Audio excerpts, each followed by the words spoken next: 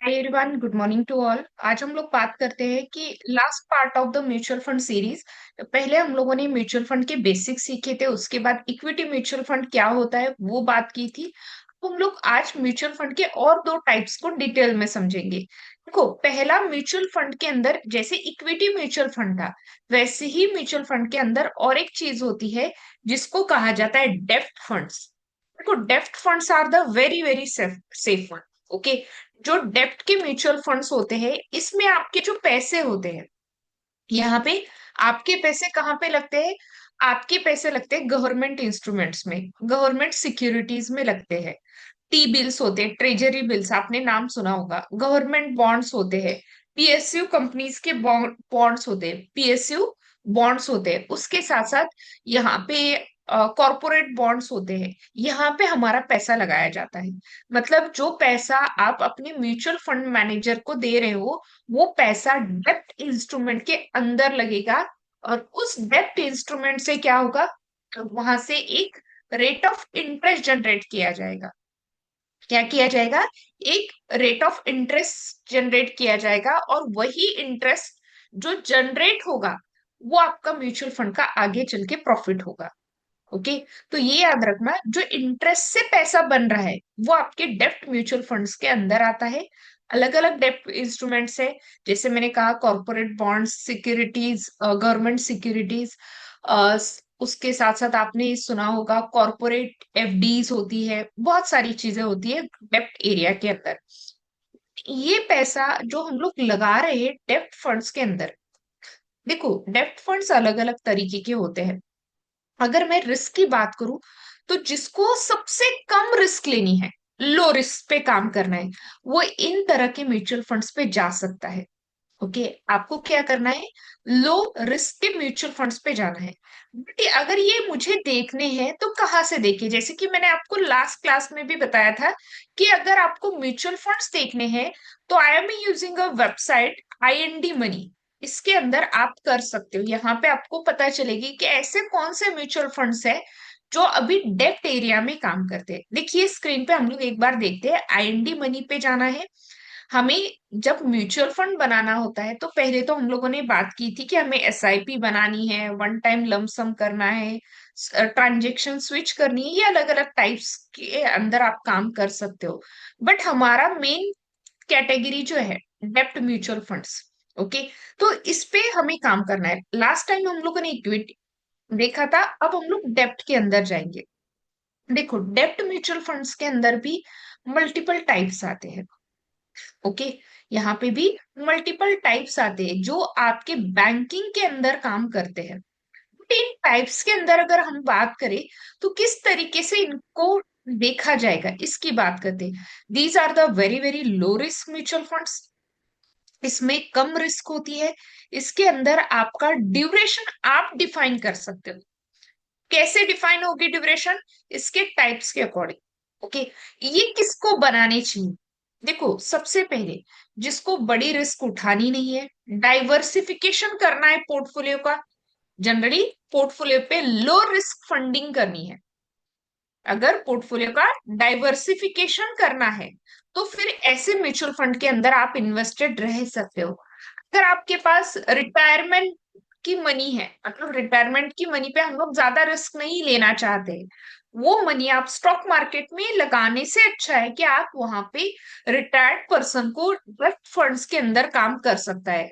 Okay, retirement amount जो होता है वो आप यहाँ पे लगा के काम कर सकते हो। पोर्टफोलियो डाइवर्सिफाई भी हो जाएगा, सेफ भी रहेगा आपका अमाउंट, और ये जनरली एट द एंड जा रहा है गवर्नमेंट सिक्योरिटीज में। तो लो रिस्क है बट रिटर्न्स भी कम होते हैं। अगर रिस्क लो है तो इसके रिटर्न्स भी कम होंगे। बट ये जो रिटर्न्स है, ऑन एन एवरेज कितने बनते हैं? देखो, ये ज्यादा रिटर्न्स नहीं दे पाता है। ऑन एन एवरेज 7 to 10% के रिटर्न्स आपके दे देते हैं। मतलब वर्स्ट केसेस में 7%, जो नॉर्मली एफडी से थोड़ा हाई होता है, और थोड़ा सा अगर अच्छी केसेस में 10 to 12%। उससे ऊपर नहीं दे पाते डेप्ट के म्यूचुअल फंड। जैसे इक्विटी 15-20% भी दे सकता था, वैसे यहाँ पे नहीं है। हमें यहाँ पे रिटर्न्स कम मिलते हैं जब आप यहाँ पे काम करते हो। सेकेंडली, ये किसको करना चाहिए? जिसको पोर्टफोलियो डाइवर्सिफिकेशन करना है, जिसको रिटायरमेंट अमाउंट कहीं सेफ जगह पे इन्वेस्टमेंट करनी है, और थर्ड कंजर्वेटिव इन्वेस्टर्स। हम लोगों ने इन्वेस्टर्स के दो टाइप सीखे थे, एक एग्रेसिव और दूसरा था कंजर्वेटिव। उसके लिए ये सेफ है। कंजर्वेटिव इन्वेस्टमेंट के अंदर आप यहाँ पे अमाउंट, यहाँ पे कंजर्वेटिव इन्वेस्टर हो तो यहाँ पे आप अमाउंट डिप्लॉय कर सकते हो, जहां पे कम रिटर्न है बट सेफ्टी ज्यादा है। अब बात करते हैं, अगर मुझे ये तो पता चला कि किसको करना चाहिए, बट अब मेनली इसके अंदर अगर पैसे डालने हैं तो कौन से ऐसे टाइप है जो आपके लिए सही होंगे। देखो, इसके टाइप्स ड्यूरेशन के अकॉर्डिंग बनते हैं। आप कितने ड्यूरेशन पे इन्वेस्टेड रहना चाहते हो, इसके अकॉर्डिंगली इसके टाइप बनते हैं। ओके, ड्यूरेशन इस पे मैटर करती है जब आप इसके टाइप्स की बात करते हो। पहला टाइप लिक्विड फंड्स, इसके बारे में आपने काफी बार सुना होगा काफी लोगों से। ओके, लिक्विड फंड्स क्या होते हैं? देखो, लिक्विड फंड्स के अंदर जब आप इन्वेस्टमेंट करते हो ना, तो ये जो फंड्स होते हैं जनरली इनका मैच्योरिटी पीरियड सबसे कम होता है। अगर मुझे कुछ दिन तक ही अपना पैसा इन्वेस्टेड रखना है और सेफ जगह पे रखना है, फॉर एग्जाम्पल मेरे पास 10 लाख आ गए एग्जाम्पल के लिए, और मैं उसको अभी मार्केट में भी डिप्लॉय नहीं करना चाहती हूँ, और ना ही मैं किसी ऐसे जगह पे रखना चाहती हूँ जहां पे मतलब लाइक द ट्रेडिशनल मेथड तिजोरी में नहीं रखना चाहती हूँ। मैं कहीं सेफ जगह पे इन्वेस्टमेंट करना चाहती हूँ, कम रिस्क के साथ, और वहां से मुझे कुछ रिटर्न्स भी मिले। रिस्क कम हो, रिटर्न्स भी मिले, और मेरा पैसा भी सेफ रहे, और मैं जब भी मन करे उसको वहां से निकाल लूं। ओके, देखो लिक्विड फंड्स जो होते हैं, लिक्विड म्यूचुअल फंड, इनके अंदर आप इन्वेस्टेड रह सकते हो, बट इसके अंदर 91 डेज का मैच्योरिटी पीरियड होता है। मतलब आपको एटलीस्ट 91 डेज आपको इसमें इन्वेस्टेड रहना पड़ेगा। ओके, 91 डेज के मैच्योरिटी पीरियड के बाद आप इससे निकल सकते हो, यहाँ पे आपको रिटर्न्स भी मिलेंगे और आपके पैसे लो रिस्क में सेफ रहेंगे। तो लिक्विड फंड्स, जब भी आपके पास ज्यादा पैसे हो और आपको कुछ दिन के बाद चाहिए, मतलब 3 महीने के बाद मुझे ये पैसा लगेगा तो मैं उससे निकाल लूंगी, तो मैच्योरिटी पीरियड क्या है? मैच्योरिटी पीरियड मतलब मिनिमम 91 डेज आपको यहाँ पे इन्वेस्टेड रहना पड़ेगा। Okay, that is called liquid mutual fund. उसके बाद आप उसको कभी भी निकाल सकते हो। ऑन एन एवरेज आपको यहाँ पे 5 to 7% ज्यादा रिटर्न्स नहीं मिलते, बट मनी सेफ रहता है। ओके, सेकेंड आपके अल्ट्रा, सेकंड आते हैं, लिख लेना म्यूचुअल फंड के अंदर जो सेकंड टाइप होता है डेप्ट फंड्स में, ultra duration funds. Okay, ultra duration funds, ये जनरली कुछ मंथ्स के लिए बनाए जाते हैं, जैसे कि यहाँ पे 91 डेज। वैसे ही अल्ट्रा ड्यूरेशन म्यूचुअल फंड्स के अंदर 3 to 6 मंथ की इन्वेस्टमेंट होती है। कितना? 3 to 6 मंथ की इन्वेस्टमेंट पे काम किया जाता है। याद रखिए, इसमें आपको मैच्योरिटी पीरियड 3 to 6 मंथ रखना पड़ेगा, तभी वो म्यूचुअल फंड आपको अच्छे रिटर्न्स दे पाएगा। इसके रिटर्न्स स्लाइटली हाई होते हैं। ओके, इसके रिटर्न्स स्लाइटली हाई होते हैं then the liquid funds. Okay, liquid fund से return slightly, not bigger, slightly high होते हैं।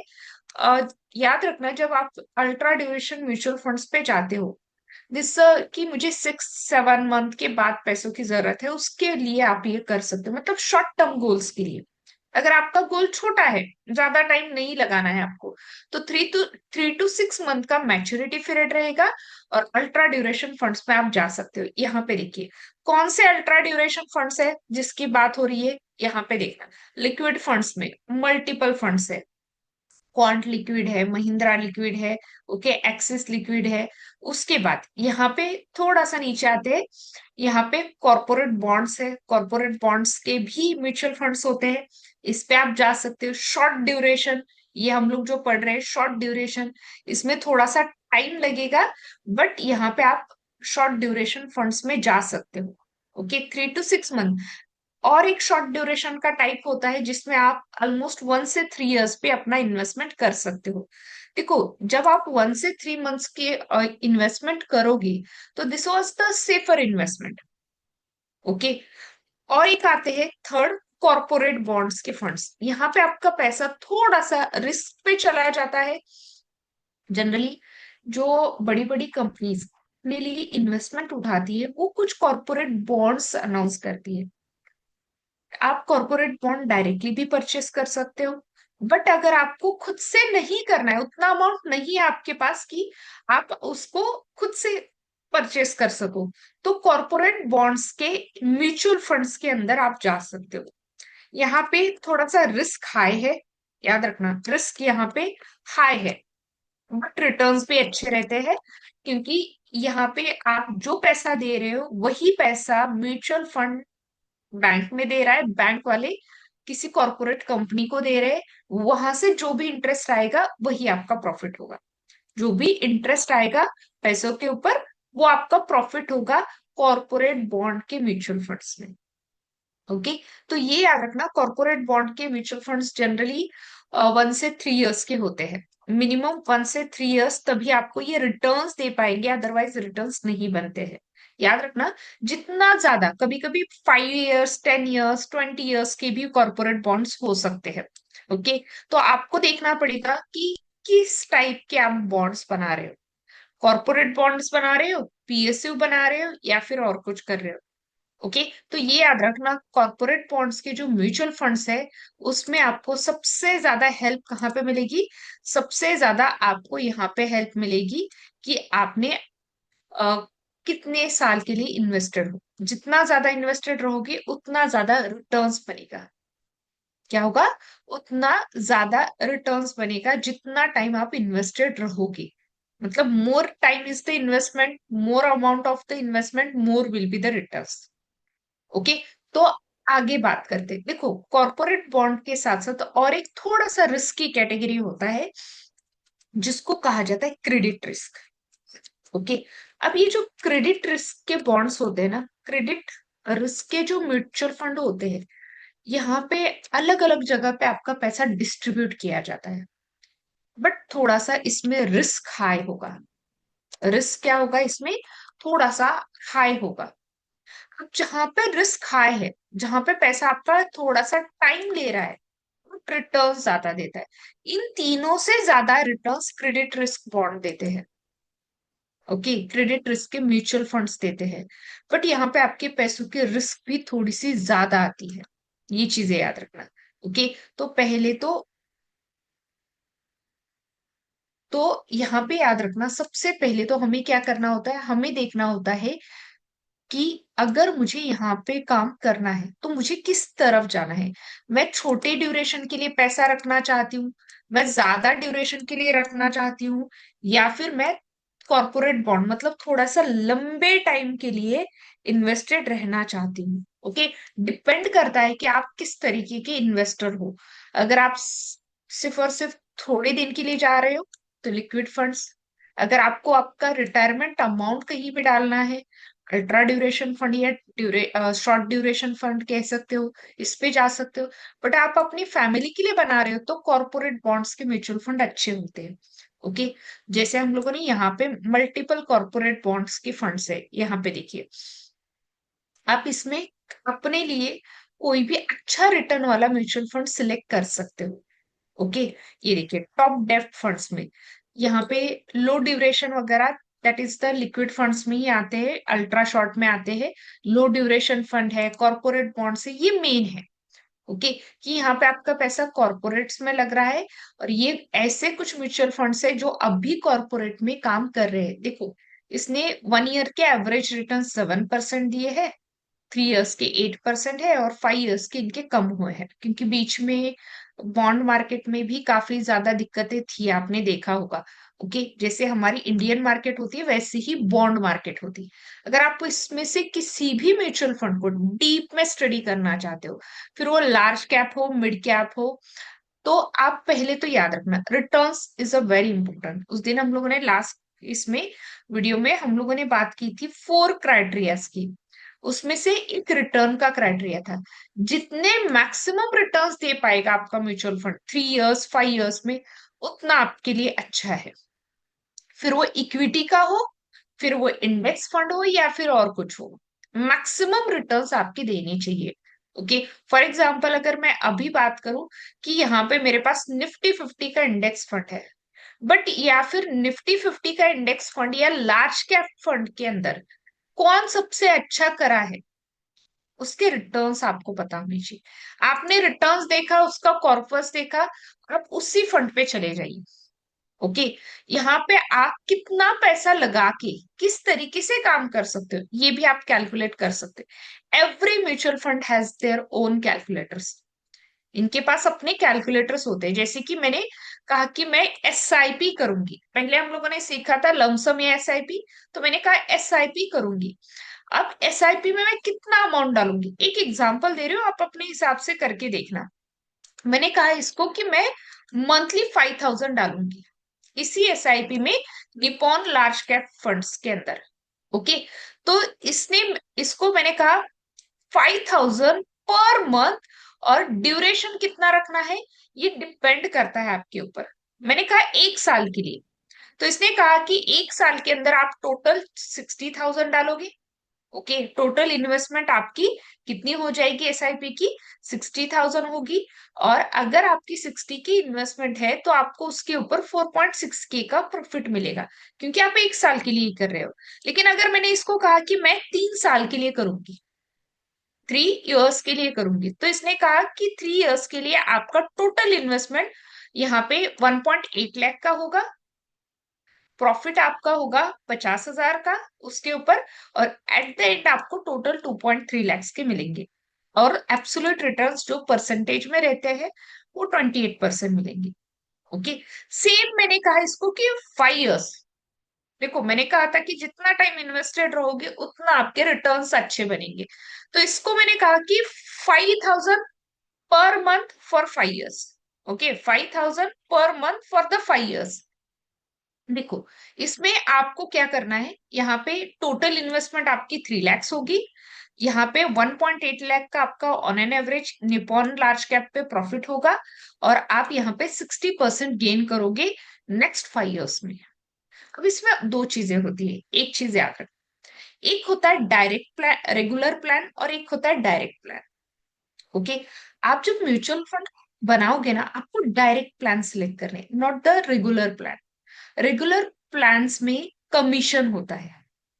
ओके, कमीशन होता है म्यूचुअल फंड्स का 1%।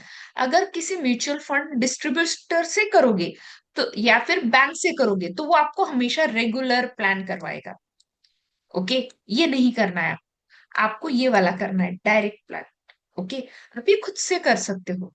ओके, आप ये खुद से कर सकते हो, ये वाला मत करना, आपकी इन्वेस्टमेंट कम हो जाती है। ओके, कोई भी म्यूचुअल फंड, ओके, मैंने एक एग्जाम्पल के लिए दिखाया था, आप किसी को भी देख लेना, सेम आपको करना है। फॉर एग्जाम्पल यहाँ पे निफ्टी 50 पे आए, निफ्टी 50 के मुझे इंडेक्स फंड में जाना है, तो मैंने यहाँ से एक कोई भी इंडेक्स फंड यहाँ से सिलेक्ट कर लेती हूँ। ये देखिए, यहाँ से इंडेक्स फंड सिलेक्ट किया, तो इसने कितना रिटर्न्स दिया है, कैसे करा है इसने, ये मुझे बताया। निफ्टी 50 क्या कर रही है और मेरा इंडेक्स फंड क्या कर रहा है, तो इसमें मुझे पता चला कि हमेशा इंडेक्स फंड ऊपर है निफ्टी के रिटर्न से। ओके, यहाँ पे देखिए, ये येलो लाइन जो है वो निफ्टी वाली है, और फंड्स ने क्या किया है, इसका कंपैरिजन है ये। ओके, यहाँ से मैंने अगर इसको देखा कि इसके अंदर क्या अच्छी चीजें हैं, यहाँ पे क्या बुरी चीजें हैं, दोनों बता देगा ये। अब आपको कितना इन्वेस्टमेंट करना है, जैसे कि यहाँ पे मेरे पास एक मैसेज आया कि मैम मैं मिनिमम मिनिमम 15,000 डाल सकता हूँ। ये देखिए, अगर यहाँ पे इन्होंने कहा कि 15,000 डाल सकते हो, तो मैंने 15,000 फॉर 1 ईयर, अगर मैं इसको देख रही हूँ, देखो पर मंथ 15,000, 1 ईयर की इन्वेस्टमेंट 1.8 लाख होगी, उस पे उनको 13.9 का प्रॉफिट होगा। ओके, और टोटल उनके at the end of the year 1.9 बनेंगे। ओके, 7% के रिटर्न्स इन अ ईयर, जो एफडी नहीं दे पाती।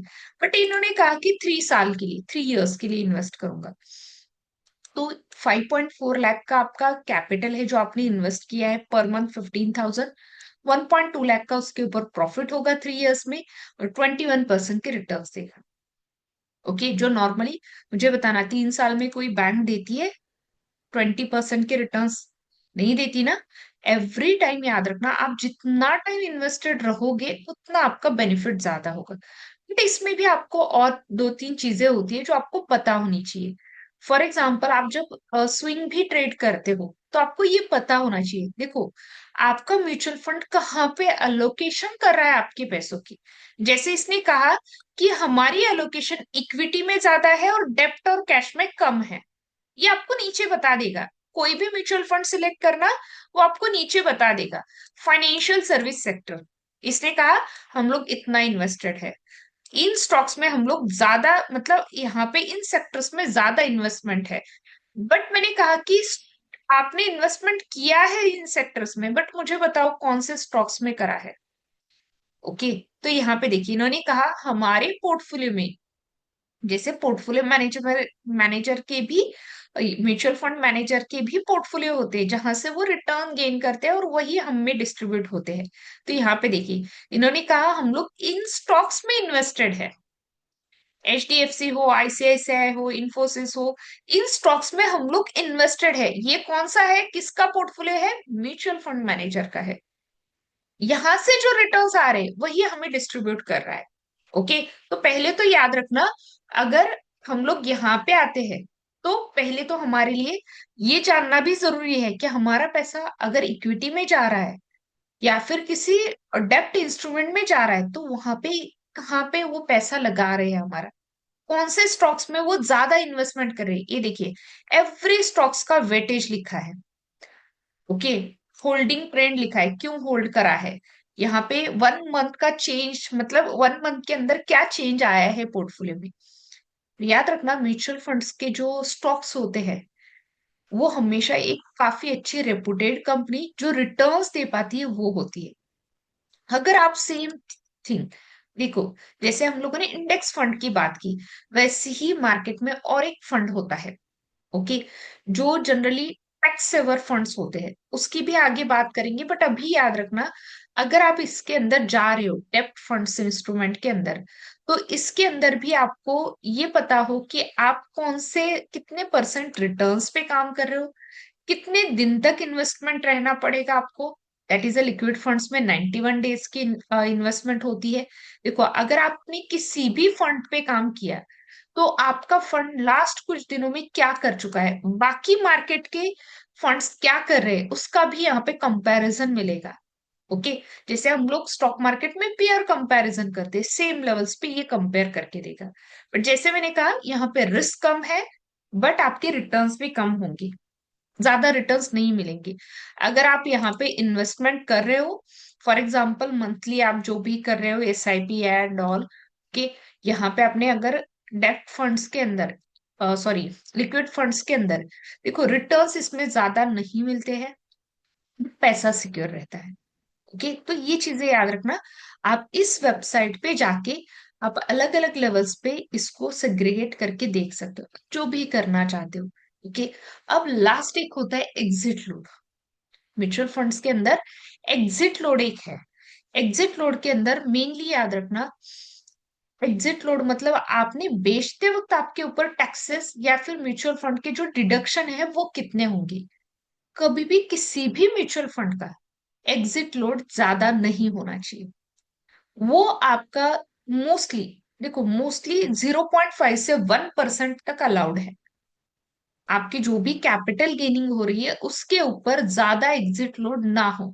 जैसे कि इन्होंने कहा कि यहाँ पे देखना एग्जिट लोड नहीं है अभी, लेकिन अगर वो होगा तो कितना होना चाहिए, काफी लोएस्ट होना चाहिए। ओके, यहाँ पे इन्होंने पैरामीटर्स भी दिए हैं कि अगर आप एग्जिट लोड पे आते हो, मतलब आप अपना म्यूचुअल फंड क्लोज कर रहे हो, क्लोज मतलब पूरी तरीके से क्लोज कर रहे हो, तो कितना ये होगा, आपके ऊपर टैक्सेस लगेंगे।